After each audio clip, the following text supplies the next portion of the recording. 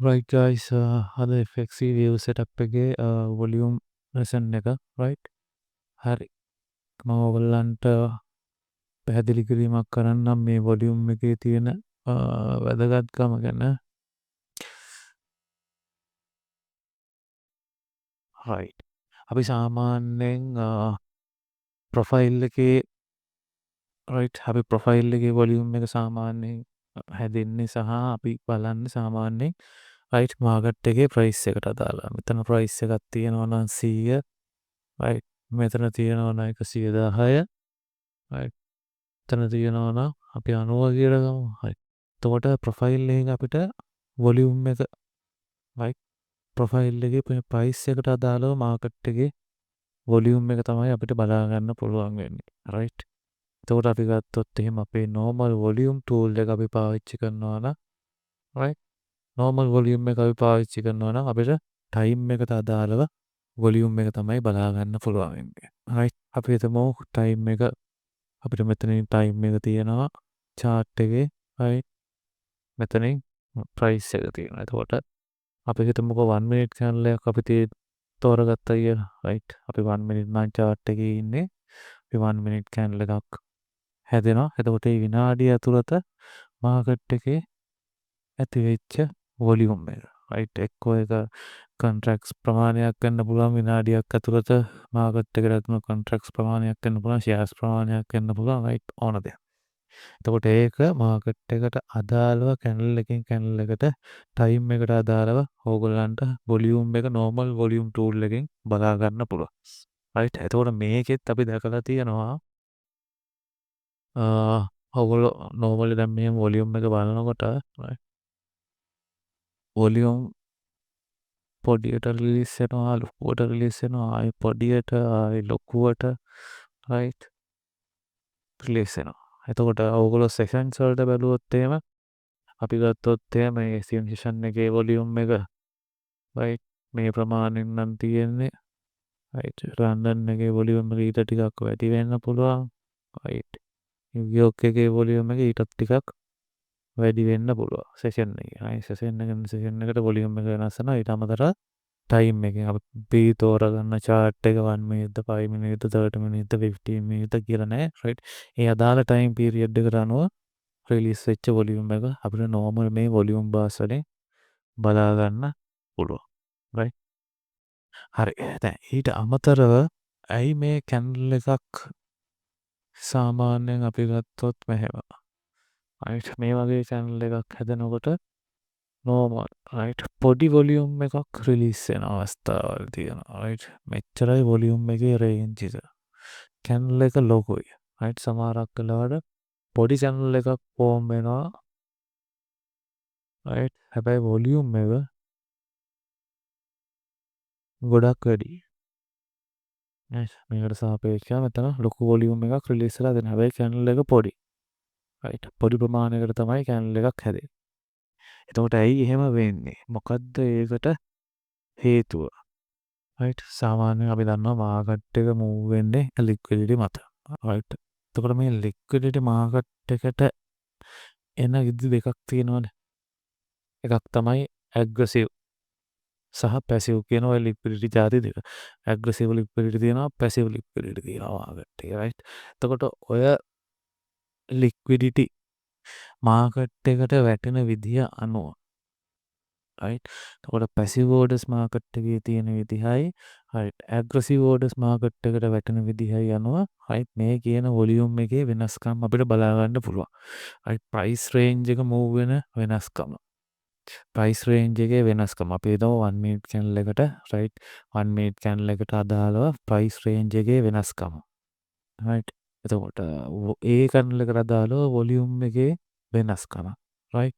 එතකොට මේකෙදි right මූලිකවම අපි ගත්තොත් එහෙම ඔයගලන්ට පේනවා මේ chart එක right මේකේ bid එකයි ask එක right DOM එකේ right. එතකොට මෙතන අපිට තේනවානේ bid එකේ තියෙනවා passive බයස්ලා ask එකේ තියෙනවා passive sellersලා. එතකොට කොහොමද මේ liquidity මේ candle එක move කරන්නේ මේ price එකට අදාළව සහ volume එකක් හැදෙන්නේ ඒ යන ප්‍රයිස් මූව්මන්ට් එකට අදාළව. right. එතකොට මේ මාකට් එකේ අපිට මේ දකින්න තියෙන්නේ liquidity.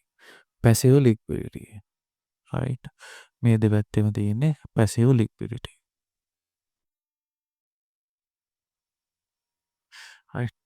එතකොට මාකට් එක මූව් කරන්නේ aggressive liquid නේ.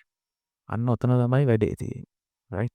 aggressive liquid නේ. එතකොට මේ තියෙන passive liquidity ප්‍රමාණය මාකට් එකේ අපි හිතමු දැන් aggressive buyers ලා මාකට් එකට එනවා. right. අපි දැන් මාකට් එක balance area එකක් හැදුවා. right. දැන් aggressive buyers ලා මාකට් එකට එනවා. right. එතකොට aggressive buyers ලා මාකට් එකට එද්දී right. මේ තියෙන passive orders වල ප්‍රමාණය අඩු නම් right. උදාහරණයක් ඇටියට මෙතන තියෙනවා 21 22 25. right. එතකොට ඒක එහෙම වෙන්නේ right. එන්න aggressive orders වලට සාපේක්ෂව passive orders market එකේ තියෙන ඉතින්. එහෙම නැත්නම් aggressive liquidity වලට සාපේක්ෂව passive liquidity කොහොමද market එකේ තියෙන්නේ කියන එකට අනුව තමයි මේක වෙනස් වෙන්නේ. right. අපි හිතමු දැන් මෙතනට එනවා market එකේ aggressive orders අපි හිතමු සාමාන්‍යයෙන් 20ට වැඩි එනවා. right. අපි හිතමු මෙතනින් ආවා 15ක් ආවා. right. ඊට පස්සේ ආයි එනවා 20ක් එනවා. right. ඊට පස්සේ ආයි 25ක් එනවා. right. එතකොට මේ ප්‍රයිස් එක මූව් වෙන රේන්ජ් එක මෙතන ඉඳන් මෙතනට යනවා. ආයි මෙතන ඉඳන් මෙතනට යනවා. right. ප්‍රශ්නයක් නැහැ. මොකද මෙතන තියෙන්නේ තියෙන passive liquidity අඩු ප්‍රමාණයක් තමයි තියෙන්නේ. එතකොට එන බයර්ස්ලාට aggressive බයර්ස්ලාට මේක through ඉක්මනට යන්න පුළුවන්. right. එහෙම නැත්නම් easily මේක through යන්න පුළුවන්. right.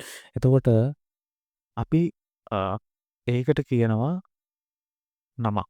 right. ඒකට කියන්නේ අපි shallow liquidity කියලා. right. shallow liquidity. ඇයි අපි යම කියන්නේ මොකද තියෙන passive orders ටික එහෙම නැත්නම් passive liquidity market එකේ අඩු ප්‍රමාණයක් තියෙන්නේ. එතකොට එන aggressive buyers-ලාට easily ගෙනියන්න පුළුවන්කමක් තියෙනවා. right. ඒකට එතෙන්දී අපිට market එකේ ලොකු volume එකක් බලා ගන්න හම්බ වෙන්නේ නැහැ. right. මොකද මේක through මෙයා හරි ඉක්මනට කිසි කරදරයක් නැතුව එන aggressive liquidity වලට ගෙනියන්න පුළුවන්. අන්න එතකොට අපිට මාකට් එකේ දැක ගන්න පුළුවන් වෙනවා හොඳ කැන්ඩල් එකක්. right. හොඳ price range එකක තියෙන කැන්ඩල් එකක් සහ volume එක අඩු. right. කැන්ඩල් එක ලොකුයි. right. volume එක අඩුයි. ඇයි එතකොට මෙතන volume එක අඩුයි? මොකද මේගොල්ලන්ට මේ movement එක මෙතන ලොකුවට attack කර කර ඉන්න ලොකු volume එකක් අවශ්‍ය වෙන්නේ නැහැ. ඒ කියන්නේ වැටෙන aggressive orders ලොකු ප්‍රමාණයක් අවශ්‍ය වෙන්නේ නැහැ. right. එතකොට මෙතන මාකට් එක මේගොල්ලෝ හරි ඉක්මනට කරදරයක් නැතුව කාගෙන්වත් බාධාවක් නැතුව ගෙනියනවා. right.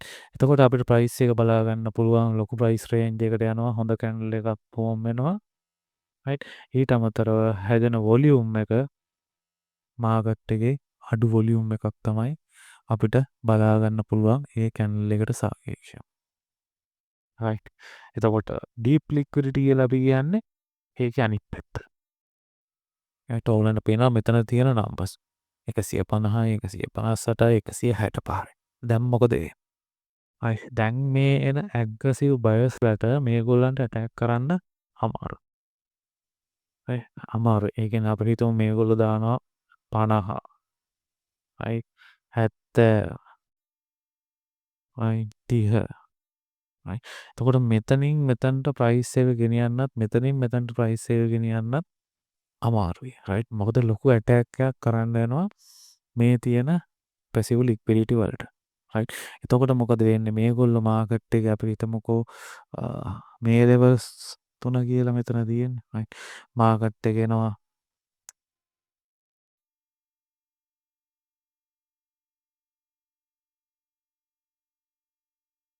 මේ levels 3 කියලා හිතමුකෝ අපි මෙතන තියෙන්නේ. right. මාකට් එක මෙතන ඉඳන් එනවා right. ඇවිල්ලා මෙතනට යන්න try කරන මොකද මෙතන තියෙන මෙතනට යන මෙතන තියෙනවනේ 150 එතකොට මෙතන මාකට් එකේ තව ඇග්‍රසිව් බයර්ස්ලා ඇටැක් කරලා මේක කඩන්න ඕනේ ඊගාව ලෙවල් එකට ගන්න. රයිට්. ඊගාව ලෙවල් එකට ගියාම මෙතන තියෙනවා 158ක්. රයිට්. ඊට පස්සේ එතන ඇටැක් කරගන්නවා. හරි. ඊට පස්සේ මේ තියෙන ප්‍රයිස් රේන්ජ් එක අඩු වෙනවා. මොකද මේගොල්ලෝ මේ විනාඩියේ කාල සීමාව ඇතුළත මේ දෙගොල්ලන්ට රයිට් මේ තියෙන පැසිව් ලික්විඩිටි වලට ඇටැක් කරන එක තමයි කරන්නේ. රයිට්. එතකොට මේ වගේ ලොකු ප්‍රයිස් රේන්ජ් එකකට මාකට් එක යන්නේ නැහැ. ප්‍රයිස් එක මූව් වෙන්නේ නැහැ. එතකොට අපිට බලා ගන්න පුළුවන් යන්නේ මේ පොඩි කැන්ඩල් එකක්.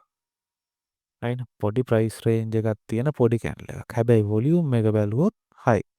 ඇයි මේගොල්ලෝ ඇග්‍රසිව් ඕඩර්ස් මාකට් එකේ සෑහෙන්න දාලා තියෙනවා. රයිට්. ඇග්‍රසිව් මාකට් එක ඇග්‍රසිව් බයර්ස්ලා මාකට් එකට සෑහෙන්න ඇටැක් කරලා තියෙනවා මේ සෙලර්ස්ලාට. රයිට්. එතකොට මේගොල්ලන්ගේ වැටෙන කොන්ට්‍රැක්ට් ප්‍රමාණය සහ ෂෙයාර්ස් ප්‍රමාණය රයිට් වැඩිපුර මෙතනට වැටෙන්න ඕනේ මේගොල්ලන්ට ඇටැක් කරන්න. රයිට්. එතකොට මේක අපි හඳුන්වනවා ඩීප් ලික්විඩිටි කියලා. රයිට්. මේ ඇටැක් කරන ප්‍රමාණය වැඩි වෙනකොට රයිට් ඉන් පැසිව් ලික්විඩිටි ප්‍රමාණය වැඩි වෙනකොට මාකට් එක ලොකු ප්‍රයිස් රේන්ජ් එකකට මූව් වෙන්නේ නැහැ. පොඩි ප්‍රයිස් රේන්ජ් එකකට තමයි මූව් වෙන්නේ. ඒ අදාළ කාල සීමාව ඇතුළත. එතකොට ඒ නිසා අපිට බලා ගන්න පුළුවන් වෙනවා පොඩි කැන්ඩල් එකක් සහ රයිට් ලොකු වොලියුම් එකක්. රයිට්. එතකොට ෂැලෝ ලික්විඩිටි වල අනිත් පැත්ත.